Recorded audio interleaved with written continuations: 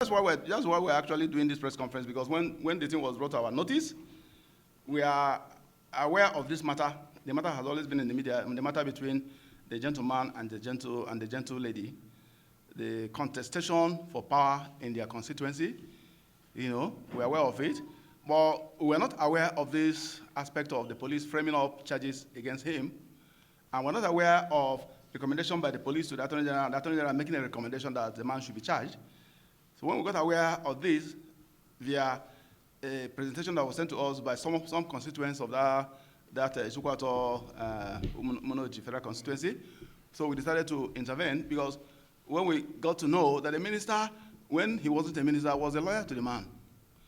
As a Minister of Justice, we think the minister should have stayed away from the matter. He should have stayed away from the matter. He should have stayed away from the matter. You should have told them the right thing to do, that if you feel that the man has defamed you, you go to court. You don't have to use state power to try to suppress the man, because he has nobody at the highest level.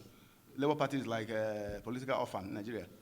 Because Labour Party is not APC, and they're just a political orphan. They can do anything about them. They can do anything with them. Nothing will happen. That's why we feel that it is wrong for APC to use executive might to try to sabotage a member of the Federal House of Representatives, because he is a Labour Party candidate.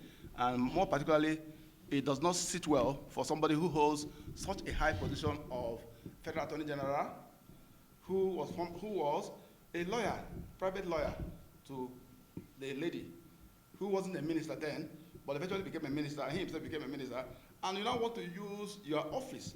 We're not saying he does not have the power to recommend charges, but we're saying even the basis for which he was making recommendation were fraudulent, because the police slammed a phantom charges. Phantom charges. The charges are fake. Charges are not sustainable. If you do a petition to the president of the appeal court, how did you defame somebody? Did you put it in the media? Is it an open letter?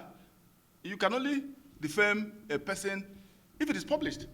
You can only defame a person. If I do a letter now that Mr. A stole so and so thing, and I only wrote to the police to investigate, you cannot sue me for defamation, because I didn't give it to the press. But the problem we have in the country is that sometimes when you write petition to some of these agencies, they manage to smuggle it out to the media, and then it becomes a problem.